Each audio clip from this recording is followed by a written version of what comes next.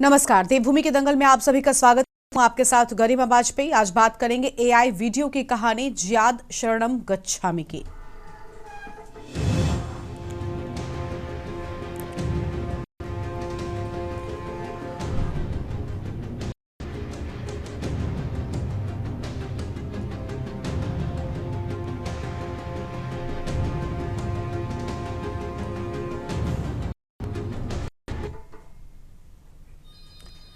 उत्तराखंड में एक बार फिर से बयानबाजियों के तीर चलने शुरू हो चुके हैं। अब की बार एआई वीडियो के माध्यम से राजनीतिक गलियारों में चर्चा का विषय बने हुए हैं।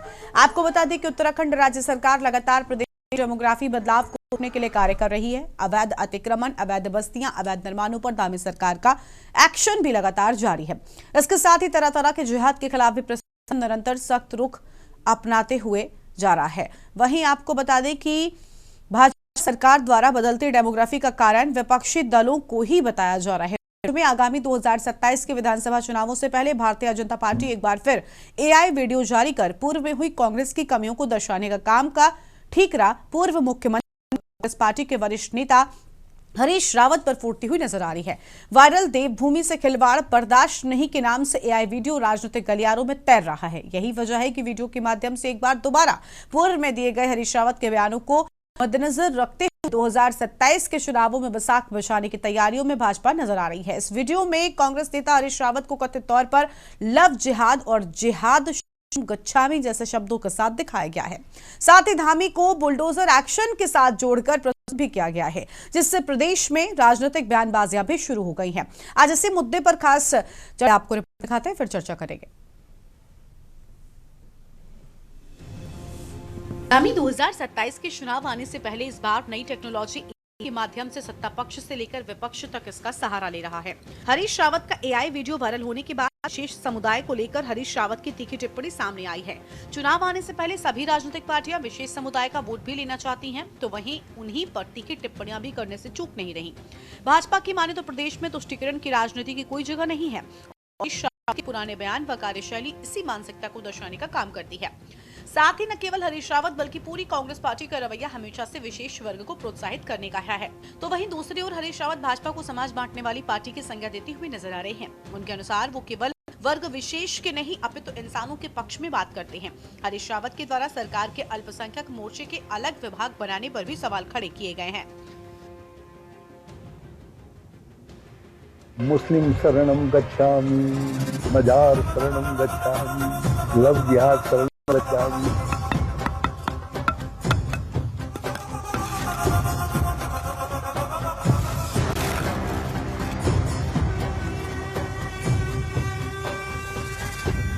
वास्तविकता के साथ जागो।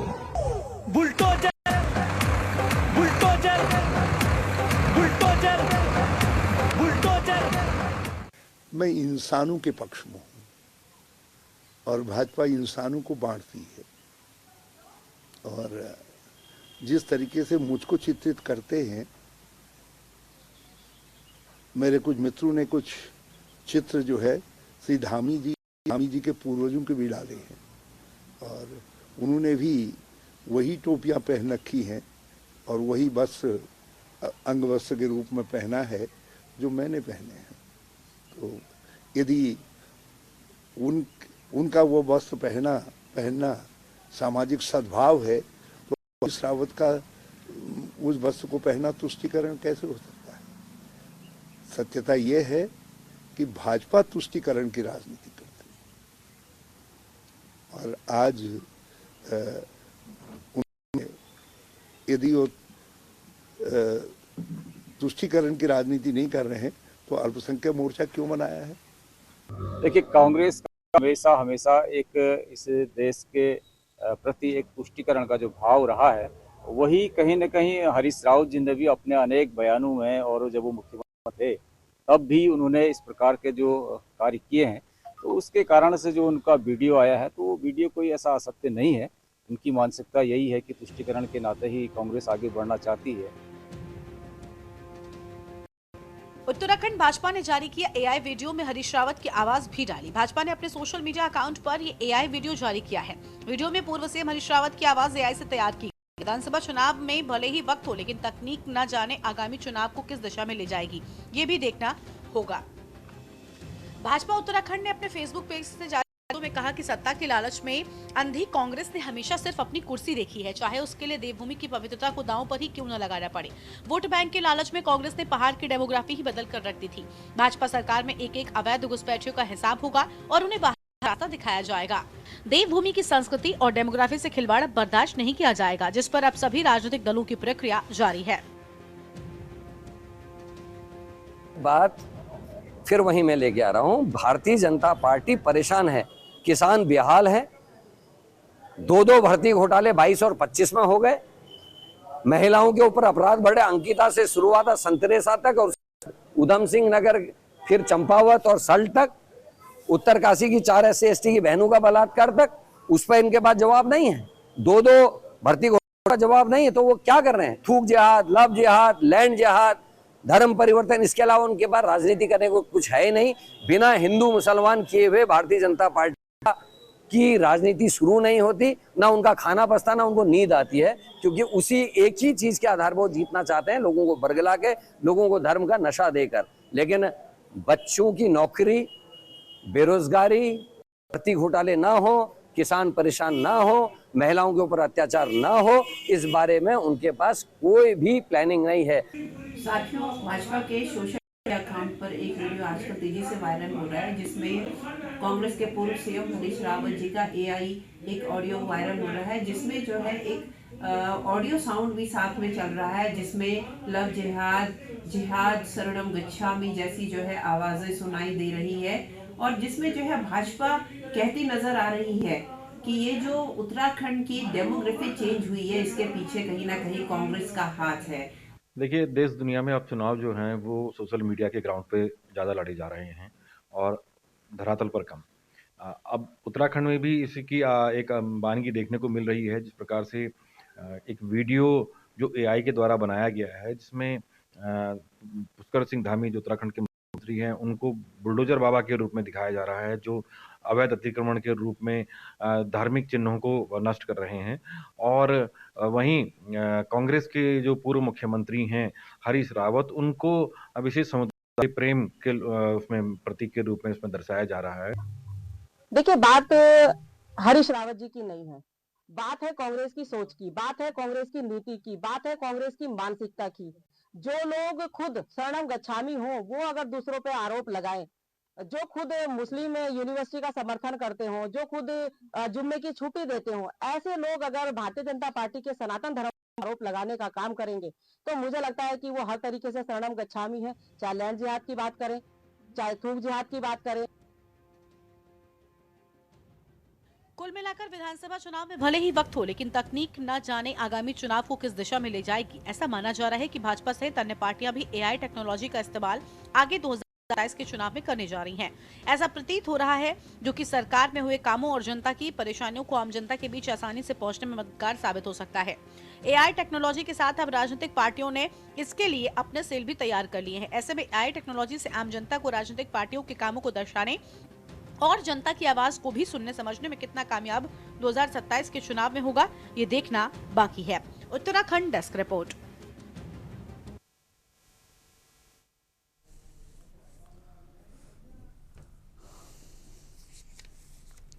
और इसी मुद्दे पर आज करेंगे विस्तार से चर्चा। खास मेहमानों का पैनल हमारे साथ में है। कुंवर जपेंद्र जी हैं प्रदेश प्रवक्ता भारतीय जनता पार्टी की ओर से, प्रमोद कपरवान प्रदेश प्रवक्ता कांग्रेस पार्टी की ओर से, दीपक रावत केंद्रीय प्रवक्ता उत्तराखंड क्रांति दल की ओर से, कैलाश देवरानी अध्यक्ष USSM की ओर से, और अरुण शर्मा जी हमारे साथ में वरिष्ठ पत्रकार हैं। सभी मेहमानों का बहुत बहुत स्वागत है। कुंवर जपेंद्र जी का रुख कर लेते हैं। जपेंद्र जी, मानते हैं कि अब दौर जो है वो तकनीकी वाला आ चुका है, AI वाला आ चुका है, लेकिन AI के माध्यम से जो हमला कांग्रेस पार्टी पर बोलने का प्रयास किया गया, इसके जवाब कुछ और आ रहे हैं। हरीश रावत का कहना है कि वो इंसानों के साथ है, जबकि भाजपा बांटने का काम करती है, भेदभाव का काम करती है।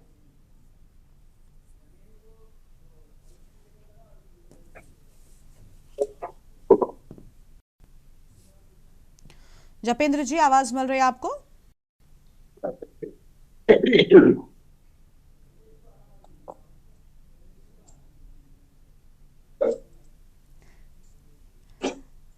जपेंद्र जी, आपको आवाज मिल रही है क्या हमारी?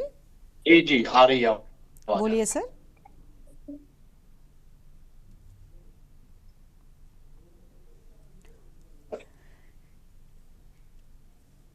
जपेन जी बोलिए।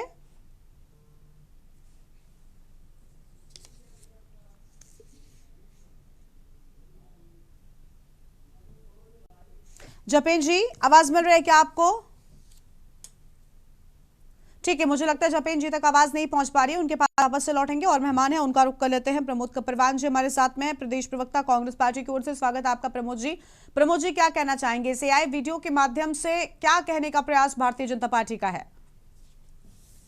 देखिए गरिमा, ये भी सच है कि जैसे जैसे चुनाव नजदीक आएगा, भारतीय जनता पार्टी झूठ बोलने की एक बड़ी मशीन है। और अब तो ये एआई का जमाना है, तो वो कुछ भी लगा सकते हैं, कुछ भी कर सकते हैं। लेकिन सवाल ये है कि अगर उत्तराखंड की डेमोग्राफी अगर चेंज हो रही है, तो 8 साल से भारतीय जनता पार्टी की सरकार क्या कर रही है?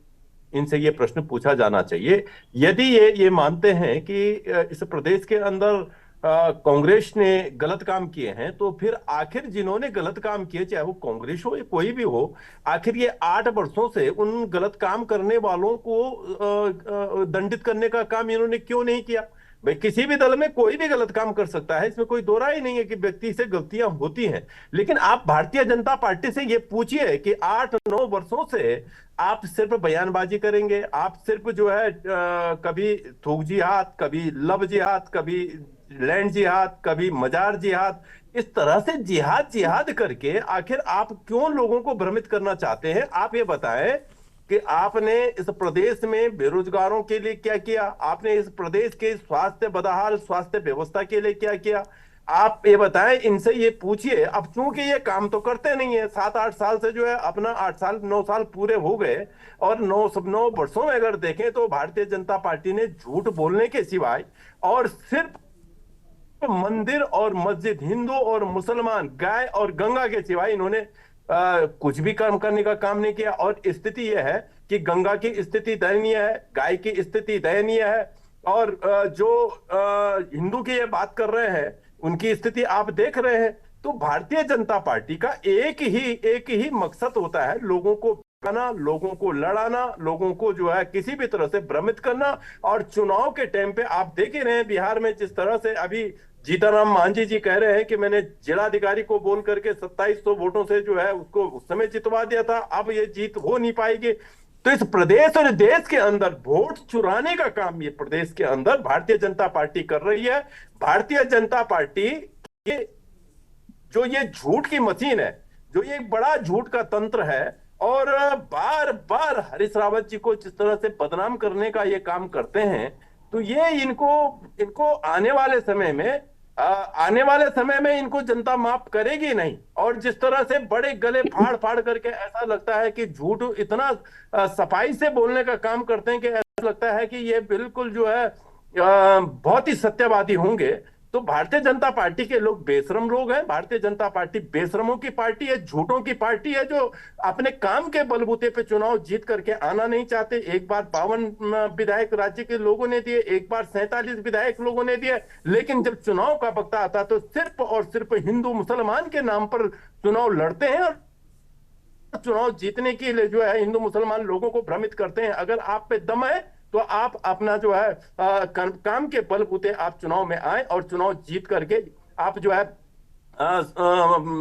सच्चाई से अगर आप लोगों के बीच में जाएंगे तो आपकी जमानतें जब्त हो जाएंगी। और इसका उदाहरण सीधे सीधे लोग मिल रहा है। इन्हीं के लोग कह रहे हैं कि अधिकारियों पर दबाव डाल करके आप जो है चुनाव लड़ रहे हैं, आप चुनाव जीत रहे हैं। इस तरह से भारतीय जनता पार्टी, और मैं समझता हूं कि अब जो है ये सब एआई का जमाना है, आप किसी का मुंह लगा करके कुछ भी कह लीजिए, उससे क्या फर्क पड़ता है।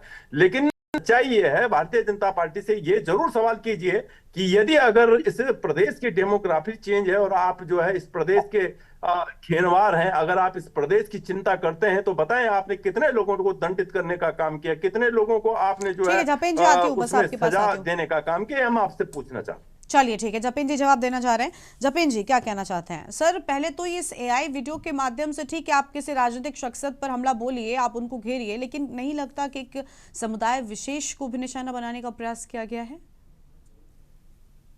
सबसे पहले तो आपके माध्यम से हमारे पूर्व प्रधानमंत्री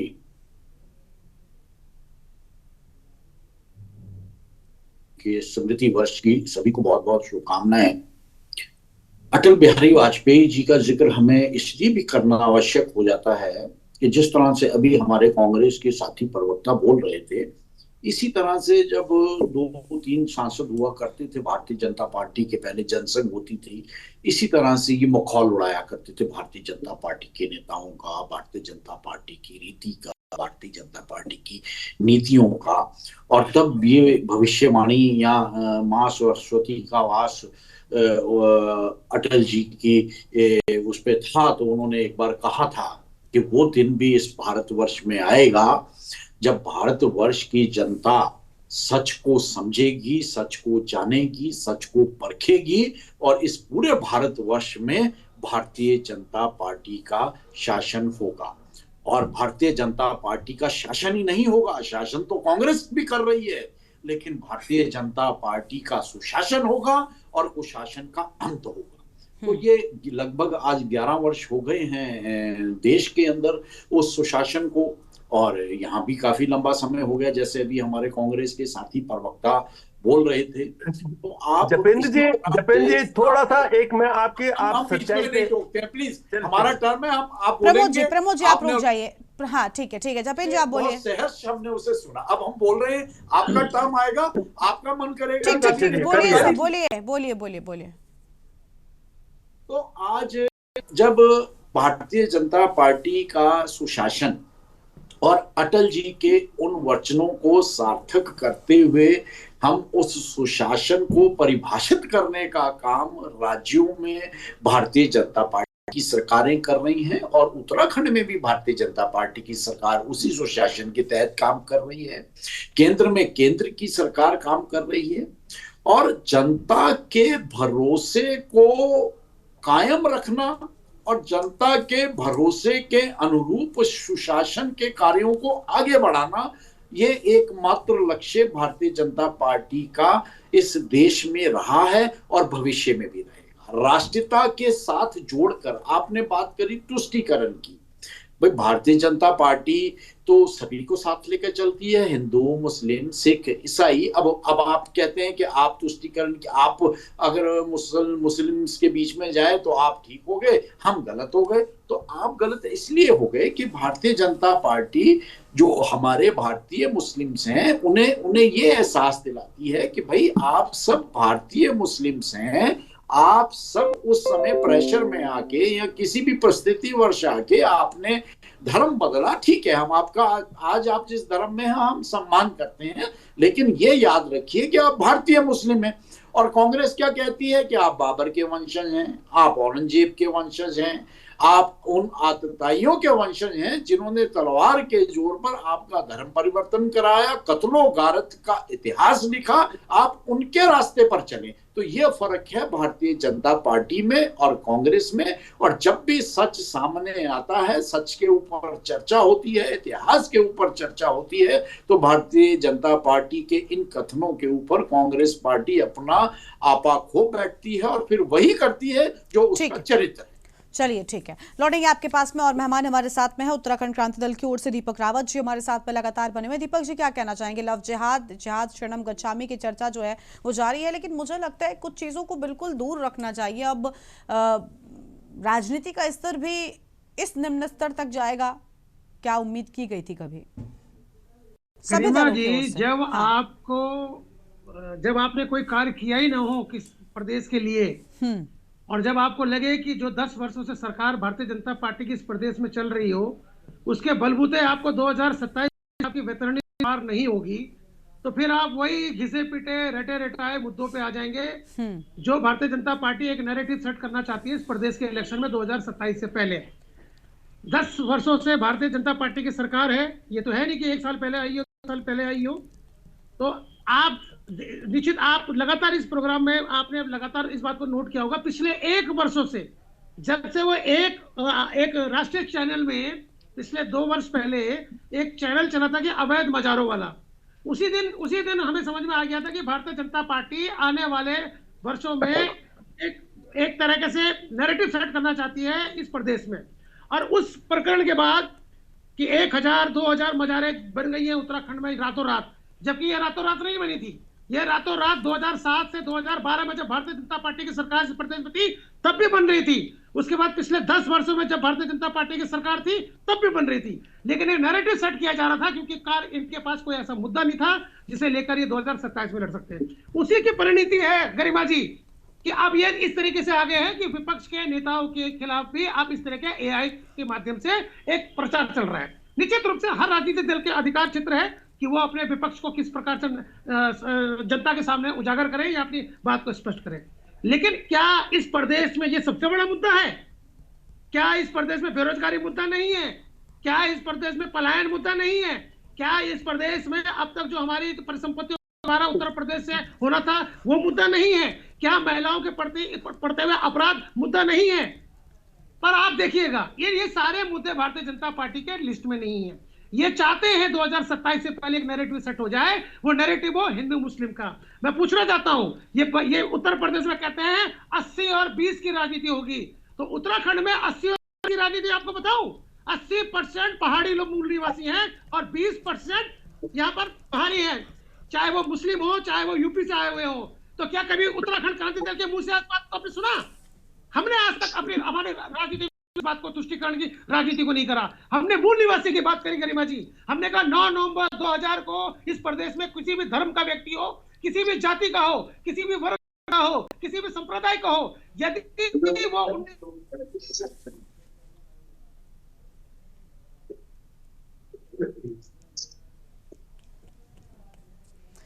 चलिए लौटेंगे सर आपके पास में। आवाज आपकी ठीक तरीके से आ नहीं पा रही है दीपक जी, वापस से अपनी चर्चा की शुरुआत करेंगे, उससे पहले एक छोटे से ब्रेक के लिए आप रुकते हैं, फौरन लौटेंगे।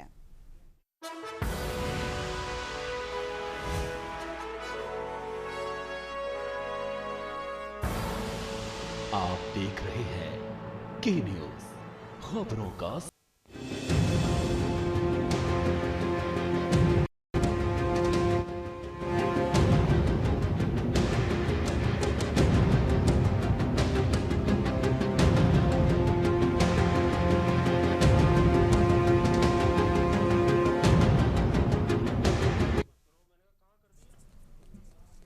ब्रेक के बाद देवभूमि के दंगल में आप सभी का स्वागत है। खास मेहमान हमारे साथ में लगातार बने हुए, वापस अपनी चर्चा के रुख कर लेते हैं। दीपक जी आवाज मिल रहा है क्या आपको हमारी? मैंने पूछा बहन तो मैंने कहा जिले के लिए तो नहीं कहना ना प्रदेश में। दीपक जी आपको आवाज मिल रही है क्या?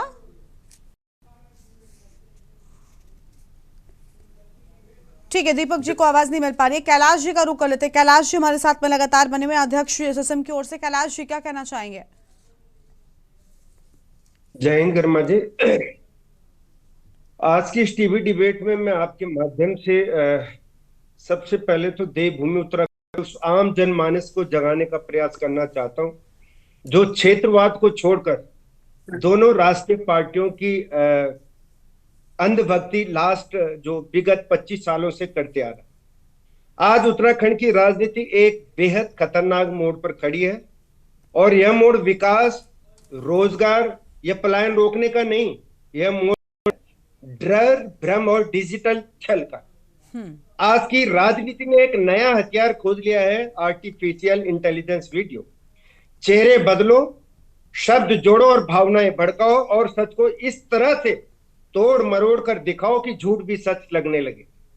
सवाल यह नहीं कि वीडियो किसने बनाया और कैसे बनाया, सवाल यह है कि वीडियो बनाने का मकसद क्या था, इसके पीछे का उद्देश्य क्या था, क्यों ये वीडियो बनाया गया। देखिए गरिमा जी, सत्ता में बैठे लोगों से मेरा पहला सवाल यह है कि आप भारतीय जनता पार्टी विगत 8-10 सालों से आप उत्तराखंड में राज कर रही हैं।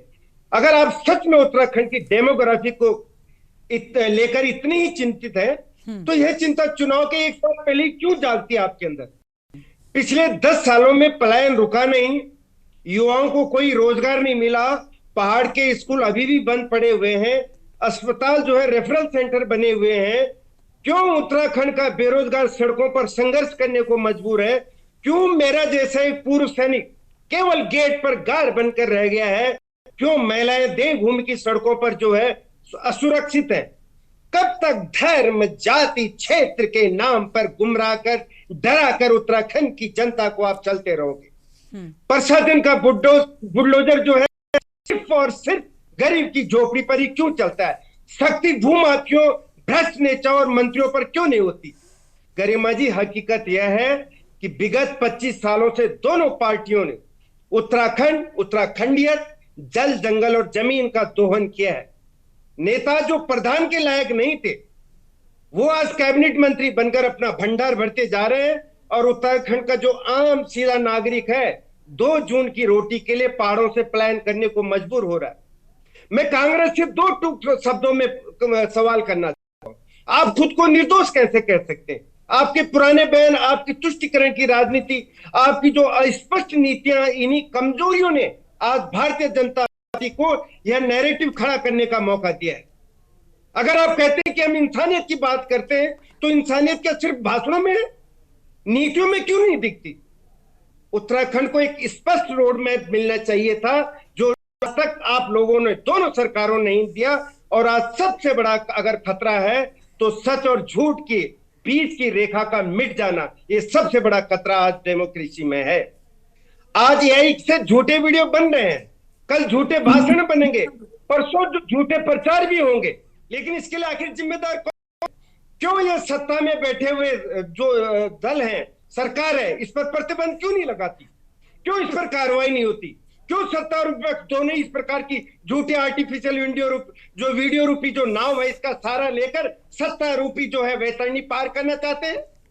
दोनों ही एक ही थाली के बैंगन हैं, इसलिए इस पर कोई कार्रवाई नहीं करना चाहते। देखिए, उत्तराखंड की लड़ाई है लूट बनाम न्याय, झूठ बनाम सच्चाई और सत्ता बनाम स्वाभिमान। लेकिन धर्म के नाम पर बांटकर धर्म का नहीं, ये सत्ता के पुजारी हैं। वो जाति के नाम पर बांटते हैं, वो समाज का नहीं, वोट का सौदागर है। और जो समाज जो पहाड़ मैदान की खाई खोद रहा है, वो उत्तराखंड का नहीं, उसके भविष्य का दुश्मन है। ये दोनों पार्टियों को मैं बोलना चाहता हूं, उत्तराखंड का नागरिक पवित्र राजनीति चाहता है, जो कह रहा है हम डर नहीं, हमें डर नहीं चाहिए, हमें रोजगार चाहिए, हमें वीडियो नहीं।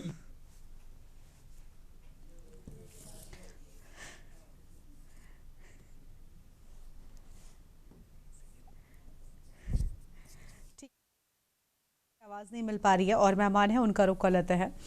अरुण जी हमारे साथ में है, वरिष्ठ पत्रकार हैं। अरुण जी, बहुत स्वागत है आपका। अरुण जी, एक बात कैलाश जी की मुझे बिल्कुल ठीक लगी, उनका ये कहना था वीडियो किसने बनाया, क्यों बनाया, ये बहुत ज़रूरी नहीं है, क्योंकि जो विवाद है राजनीति में वो चलता ही रहता है। लेकिन बड़ी बात ये कि वीडियो किस मकसद से बनाया गया, ये अपने आप में एक चिंता की बात है और मंथन की बात है। आखिर क्यों बनाया गया ये वीडियो? राजनीतिक रूप से विरोध करने के 500 तरीके हैं और वो चलते भी रहते हैं, लेकिन स्तर को इस तरीके से नीचे लेकर जाना क्या अपने आप में भेदभाव, बंटवारा, इन सारी चीज़ों को बढ़ावा नहीं देता? क्या ये वीडियो आपको किसी भी तरीके से, क्या कहना चाहेंगे आप इस वीडियो पर?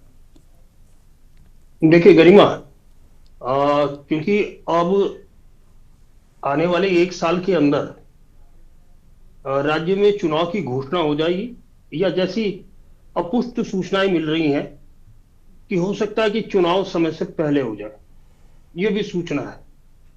क्योंकि हमारे यहाँ उत्तराखंड में 27 में कुंभ भी है, तो उसको देखते हुए हो सकता है सरकार चुनाव जल्दी कराने के पक्ष में हो। तो अब लगभग 1 साल बचा है, अगर समय पे होंगे तो इस टाइम आचार संहिता की घोषणा हो चुकी होगी।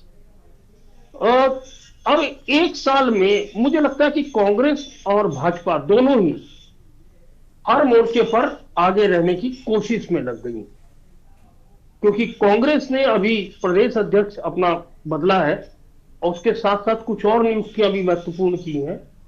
तो ये लगा कि कांग्रेस के कार्यकर्ताओं में जब भी कोई परिवर्तन नया होता है तो एक उत्साह हो जाता है और कार्यकर्ता उत्साहित होकर दुगने अपने काम में लग जाते हैं, मतलब प्रचार वगैरह या लोगों को मोबिलाइज करना, उसमें लग जाते हैं। उसी तरह भाजपा के अंदर भी आगामी लगभग 1 साल के कार्यक्रम की रूपरेखा बना ली गई।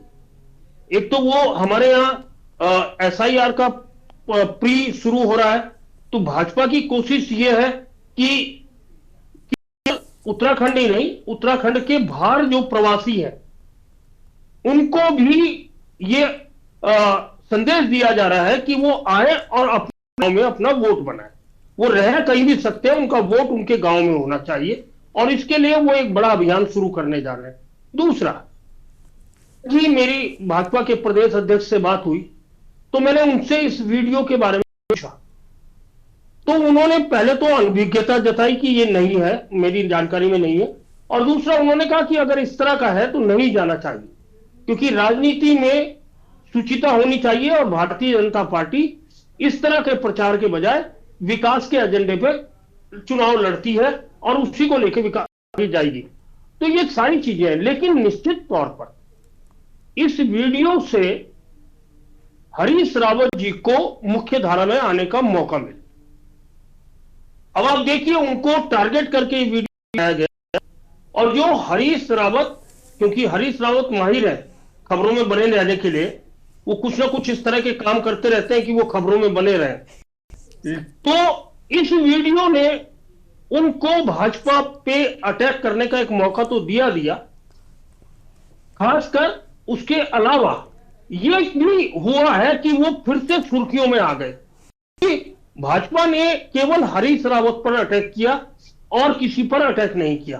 तो एक तो ये बात है, हो सकता है भाजपा पुरानी चीजों को याद दिलाना चाह रही हो, लेकिन फिर भी इस तरह की जो एआई टेक्निक से बनी हुई चीजें हैं और जिसमें किसी विशेष धर्म का उल्लेख किया हो, मुझे लगता है आज तो वो चलाना संभव है, लेकिन जब चुनाव की घोषणा हो जाएगी तब वो चलाना संभव इसलिए नहीं होता कि ये सब चुनाव आयोग की निगरानी में आ जाता है, और चुनाव आयोग किसी भी माध्यम में सामग्री जाने से पहले उसका अवलोकन करता है, विश्लेषण करता है, और तभी वो इजाजत देता है जाने की। और मुझे लगता है चुनाव अगर घोषित होते तो इस तरह का वीडियो नहीं आता।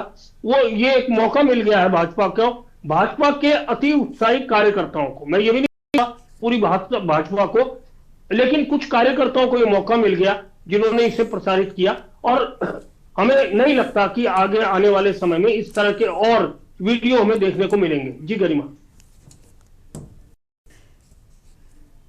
ठीक है, बिल्कुल ठीक बात अरुण जी आपने कही। चलिए और मेहमानों का रुख कर लेते हैं, कुंवर जपेंद्र जी के पास एक बार फिर से चलते हैं। जपेंद्र जी, आपने सुना, देखिए चुनाव ठीक बात है, चुनाव की तैयारियां हैं वो भी बहुत अच्छी बात है, सभी दलों की ओर से की जाती है, लेकिन जो बाकी के मेहमानों की ओर से प्रतिक्रियाएं सामने आई, अभी प्रमोद जी ने भी अहम बातें कही, क्या इसकी जरूरत थी?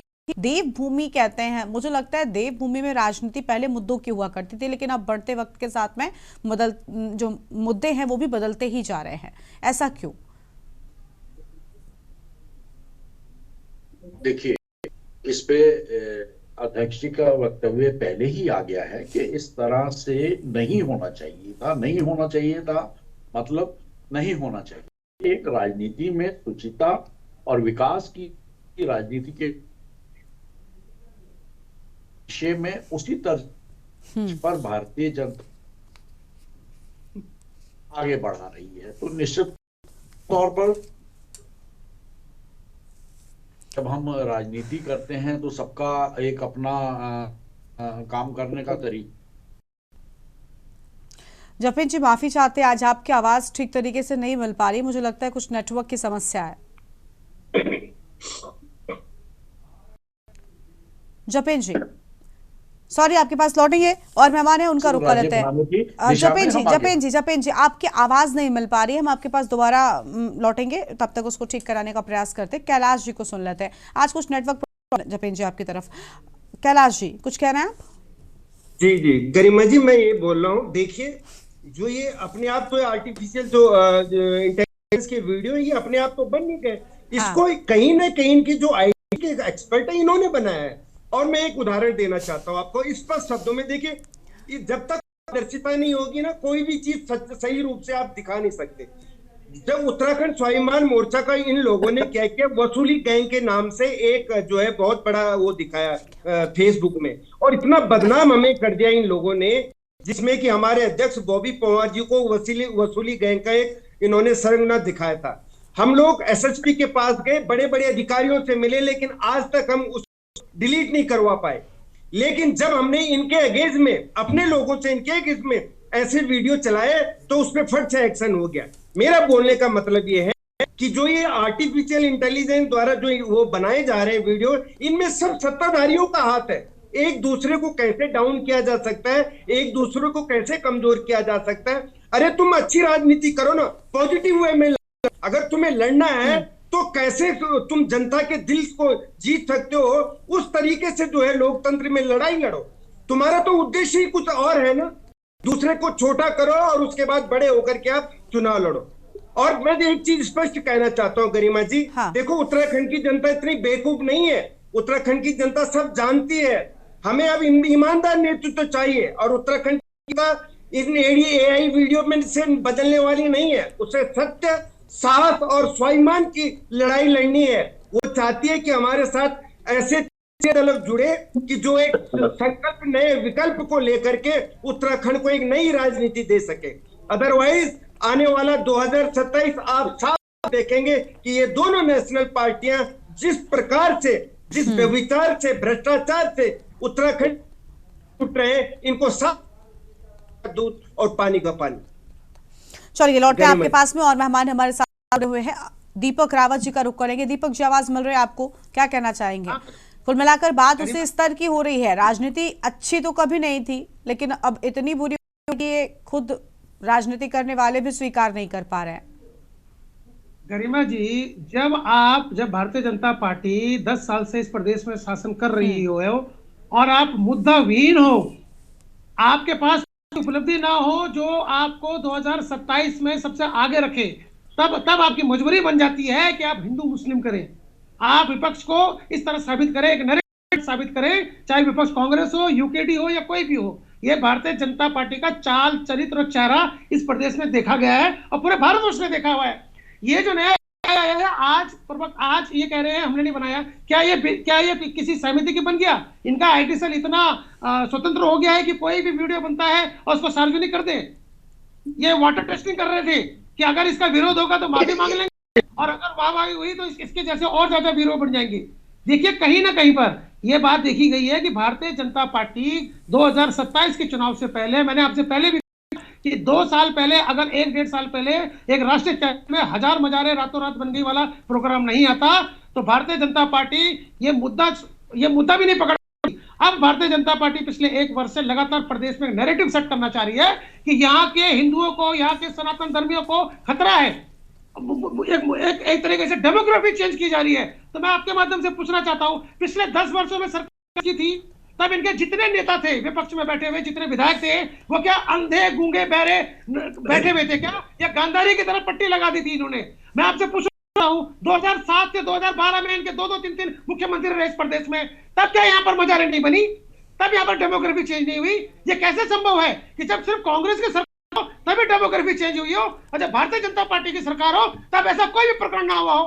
तो सिर्फ सत्ता में काबिज रहने के लिए आप, भारतीय जनता पार्टी इस प्रकार के मुद्दे इस प्रदेश के ऊपर थोपना चाहती है। और मैं बार बार कह रहा हूं, आगामी वाले 2027 के चुनाव में भारतीय जनता पार्टी कितनी भी कोशिश कर ले, यदि ये सोचते हैं कि जो यूपी में इन्होंने नारा चलाया हुआ है गरिमा जी, 80 और 20 की राजनीति, उत्तराखंड क्रांति दल ने स्पष्ट कहा है, उस उत्तराखंड में 80% पहाड़ी मूल के निवासी रहते हैं और 20% में अन्य लोग। पर भारतीय जनता पार्टी कान लोग खोल के सुन ले, उत्तराखंड के किसी नेता ने आज तक इस पर राजनीति नहीं करी।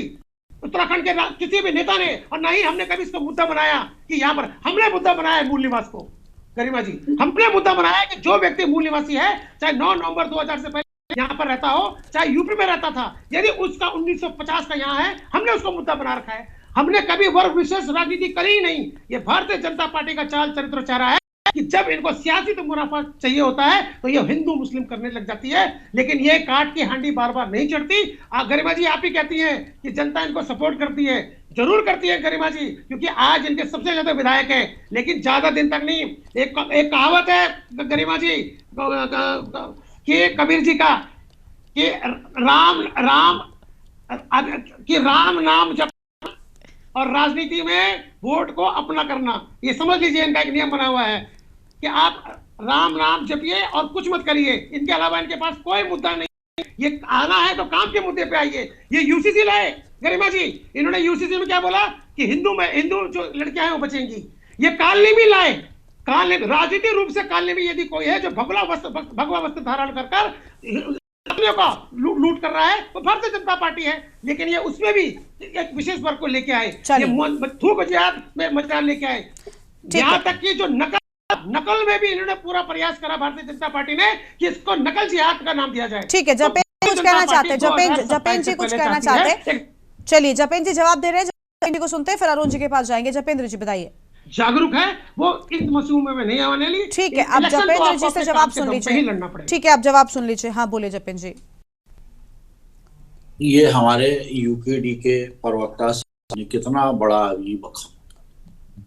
पर्वतीय जनपदों से, सुदूर पर्वतीय जनपद से उत्तराखंड में सैकड़ों बच्चियां जिहाद का शिकार होती आई हैं।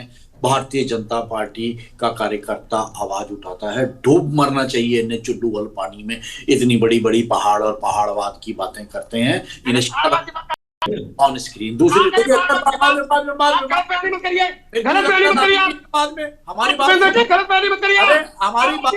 अरे भैया ठीक है, आराम से चलिए। ठीक है जपेन जी और दीपक जी ठीक है, आराम से बात कीजिए आप लोग। दीपक जी ज्ञान, अगर आपको ज्ञान नहीं है नंबर आएगा बोलिएगा, नहीं है तो आपको सुधारिए इस बात को। ये उत्तराखंड क्रांति दल में आरोप मत लगाइए। चलिए ठीक है दीपक जी शांत हो जाइए दीपक जी अरे दीपक जी शांत हो जाइए, आप कोई भी आरोप नहीं लगाएगा किसी पर। जपेंद्र जी आप बोलिए। दीपक जी प्लीज, अरे दीपक जी प्लीज शांत हो जाइए सर। ठीक है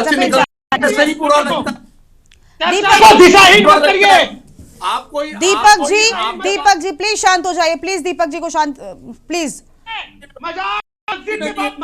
अरुण लवजिहाद का शिकार हो रही है, उन्हें बचा नहीं पा रहे हो सर प्लीज। जपेंद्र जी आप क्यों व्यक्तिगत चर्चा कर रहे हैं? उन्हें बचाना उनका काम नहीं है, सत्ता में आप हैं, आप बचाइए। जपेंद्र जी आप मुद्दे पर आइए। चलिए दीपक जी को म्यूट कर दीजिए प्लीज, दीपक जी को म्यूट कर दीजिए। दीपक जी प्लीज आप शांत रहिए प्लीज, दीपक जी उनको सुनने दीजिए। चलिए जपेंद्र जी आप बोलिए आप बोलिए। संस्कृति बचाने के लिए तो आप कहते हो ये भाजपा का कार्यकर्ता आवाज उठा रहा है, आपके साथ क्यों खड़े हो? भैया संस्कृति तो पहाड़ की बचा रहा है ना, शर्म आनी चाहिए। हम दोबारा फिर बोल रहे हैं, शर्म आनी चाहिए। जपेंद्र जी प्लीज मुद्दे पर आप बोलिए। गलत बात है, बिल्कुल गलत बात है, आप फालतू में इधर उधर की बातें मत कीजिए। सच गरिमा जी कड़वा होता है, सच को बर्दाश्त कर लेना चाहिए, सुन लेना चाहिए, तो सुधार कर लेना।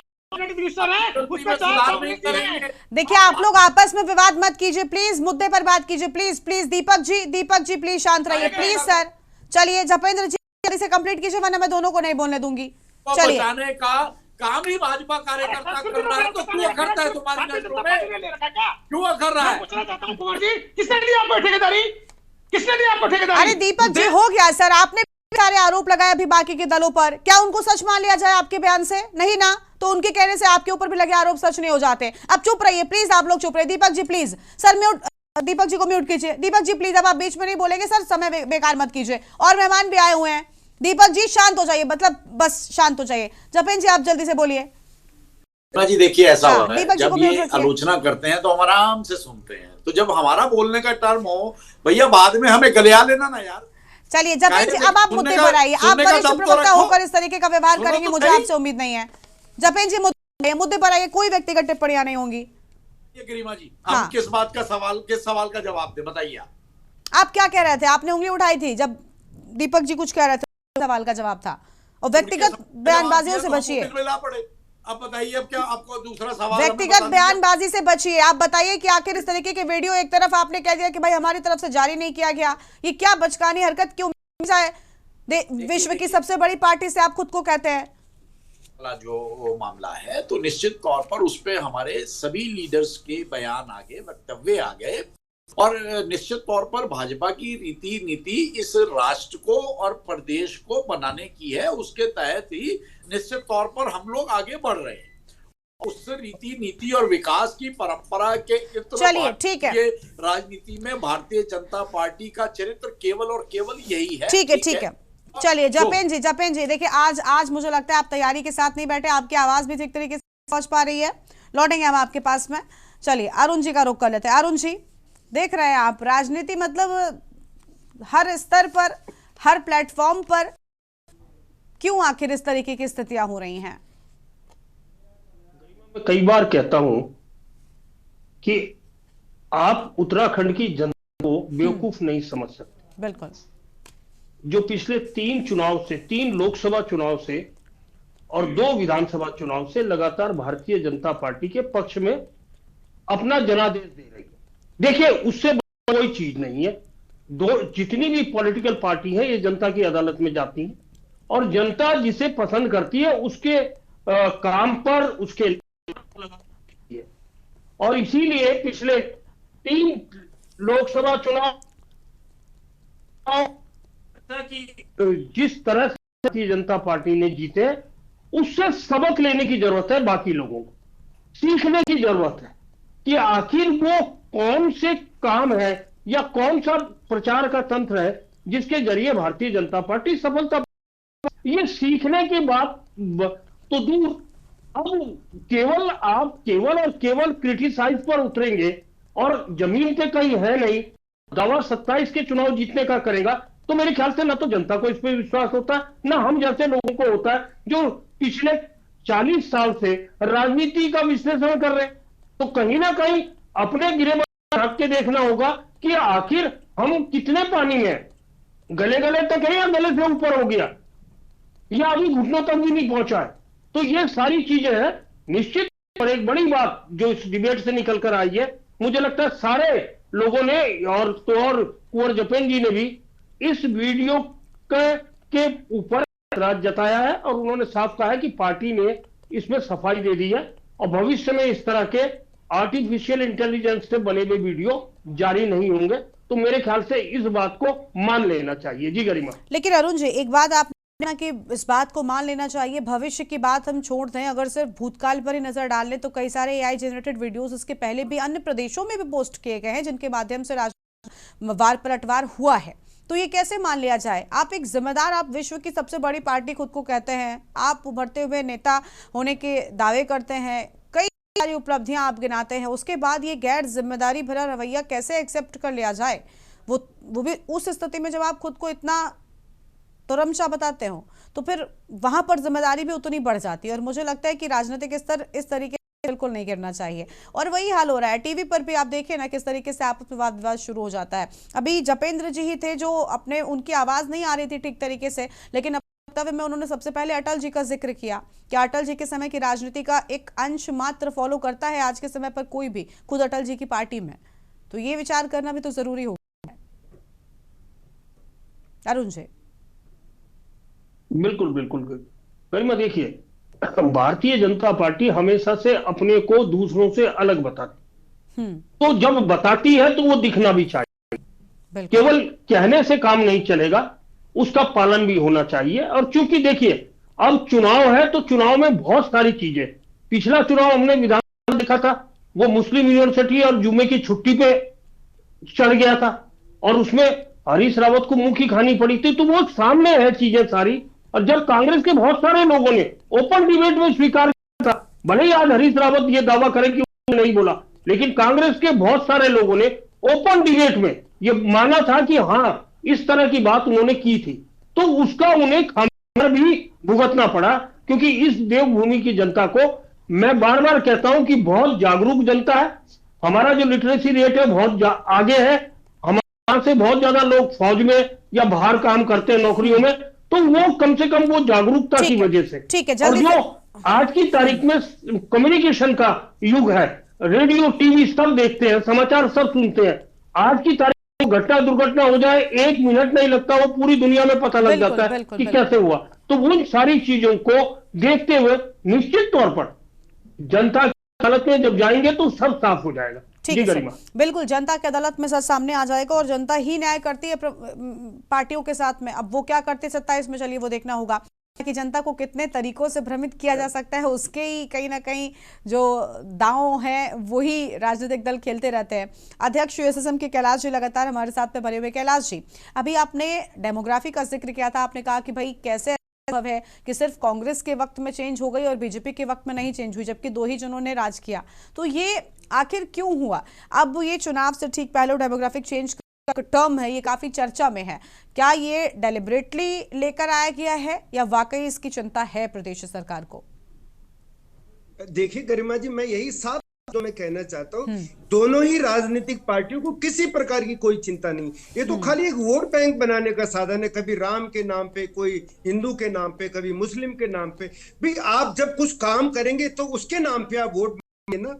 जनता को आप अगर धर्म के नाम पे बांटेंगे, जाति के नाम पे बांटेंगे, क्षेत्र के नाम पे बांटेंगे, आखिर कब तक बांटेंगे? आप अगर धरातल में जब तक काम नहीं, जनता इतनी मूर्ख नहीं है। जैसे कि अभी उन्होंने बताया हमारे वरिष्ठ पत्रकार जी ने कि सारे एजुकेटेड लोग हैं, सब जानते हैं, लेकिन आखिर जो ये बार बार आप इस तरह से बांट कर राजनीति करना चाहते हैं तो ये ज्यादा चलने वाली नहीं है। हमें समझना होगा, और इसीलिए मैं आप शुरुआत में ही मैंने कहा था कि मैं उत्तराखंड की जनता को एक मैसेज देना चाहता हूं आपके माध्यम से। आपको क्षेत्रीय पार्टियों को महत्व देना होगा, क्योंकि क्षेत्रीय पार्टियां जो है दिल से, तन से, मन से, धन से उत्तराखंड को बचाने के लिए, उत्तराखंडियत को बचाने के लिए साथ खड़ी है, और आपको उनका साथ देना होगा। इस तरह के छल कपट भ्रष्टाचार में लिप्त इनके साथ जो है साझा न होकर के क्षेत्रीय पार्टियों को आगे ला करके उत्तराखंड को बचाने का एक आपको कदम उठाना होगा। उम्मीद तो यही है कि कम से कम ऐसे कदम उठाए जाएंगे। दीपक रावत जी लगातार बने हुए। दीपक जी, कुछ कहना चाहेंगे? जल्दी से आखिरी रिएक्शन आपका। अनम्यूट कीजिए। गरिमा जी, निश्चित रूप से हमें राजनीतिक सुचिता बना के रखनी पड़ेगी, और ये अगर काम राष्ट्रीय दल लगातार अगर इसको तोड़ेंगे तो कहीं ना कहीं पर ये एक से जो भ्रमित करने का काम होगा, जनता के वोटों को रिझाने का काम होगा। तो मुद्दों की राजनीति अगर भारतीय जनता पार्टी करती है तो निश्चित रूप से उसको मुद्दों के मुद्दे में लड़ा जाएगा।